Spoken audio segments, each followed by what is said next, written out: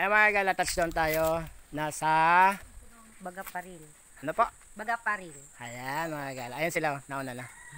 Sa Bagaparil po kami. Bagaparil Falls. Opo. Malapit lang to sa... Divino. Sa Divino, Rosto. Galing kami ng Busay, tapos didiretso kami ng... Bagaparil. Bagaparil. Ayan si ate. Shoutout kay ate. Pangalan po ate? Rachel. Rachel. Bonsa. Shoutout kay Rachel Bonsa. Gaano po ate kalayo yung lalakarin namin? Simula dito. Malapit lang. Malapit lang. Ayan. Ay mga gala, malapit lang daw. Tapos kakalawa kami, kakanan. Diretso, pag ganun. Dire-diretso lang. Ayan mga gala. Haha, shoutout kay ate. Te, Sige. kita kits. Pag di kami makabalik, mag-report ka na. Ayan mga gala, tara. Wala ba diretso? Diretso lang po. Pasyalan natin sa Bagaparil Falls tayo mga gala. Ayan, let's go. Ayan mga gala, pag dumating kayo dito, dalawang yung way, di ba te? Oo. Ayan o. Oh. Isa doon. Ayan, tapos isa dito. Pagdating nyo dito, pag wala si ate, sa may mangga, kakaliwa kayo. Yan, diretso lang. Kita kids. Salamat ya. Malapit na kami mga gala. Nandito kami sa... Anong falls nga na, di ba? Idol? Idol? Anong falls nga to? Bagaparil. Mga gala, malapit na tayo. Ipiplex ko lang mga gala, ito yung dadaanan nyo pag papunta na kayo bago kayo makapunta ng Bagaparil, Mini Falls, Spring River ng isa shoutout muna natin pala mga kagala si Ate Analisa Prima Peñaflor, tapos kay Kuya Don Jan Sumido. Salamat po sa pag-comment nyo sa ating sa aking pag-post sa page ng Buhi mga kagala.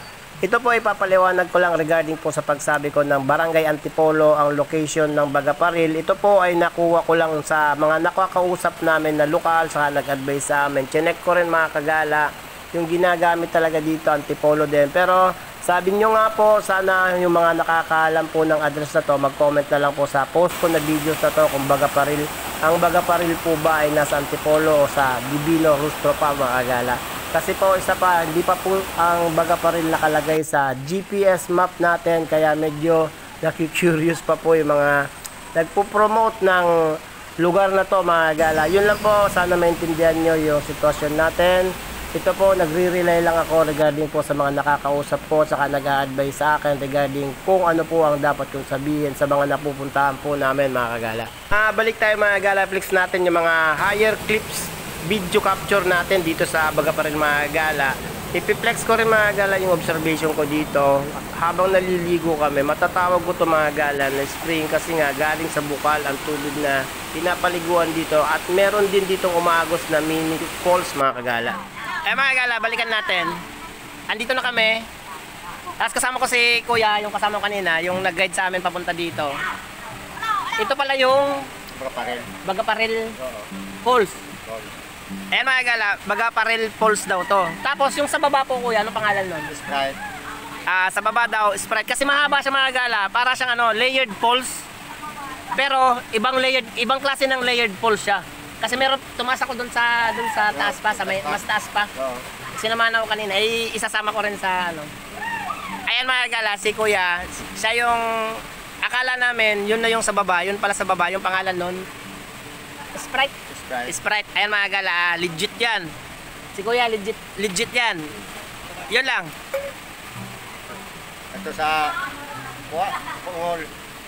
Ay, iba yun po. Iba po yun. Iba yung Pungol, iba Sprite, iba Bagaparil. Iba. Ayan mga gala, nagpapaliwanag na. Bagaparil, Sprite, tapos Pungol. Pero dito galing yung tubig. Ito sa Pungol, iba mga inalinan ito. Ano yung sa Sprite, hindi alin. Okay. Ayan mga gala, dito kasi sa Buhi, ang daming wonders ng falls dito. Sobrang dami ng falls dito, hindi pa namin na-explore lahat. Pero one of those days, ma-explore na namin. Ayan mga gala, magpapasalamat mo tayo kay Kuya. Salamat po Kuya. Thank you po. Salamat po. Thank you. Balikan ko kayo, tapos explore na natin, papakita natin ang wonders ng Bagaparil. Haha, ciao! Remind ko lang kayo mga gala regarding sa pagpunta nyo dito mga gala, meron tayo sinasabing CYON, clean your own mess mga gala. Yung mga basura nyo, sisiguraduhin nyo na wala kayong iiwan dito. Lahat ng dala-dala nyo, dalayin nyo rin pagpabalik nyo mga kagala. Tapos respeto natin yung napakagandang lugar na to kasi napakagandang. Ipipreserve natin mga gala, sana ma-preserve natin para mapuntahan pa ito ng mga susunod natin mga generation mga kagala.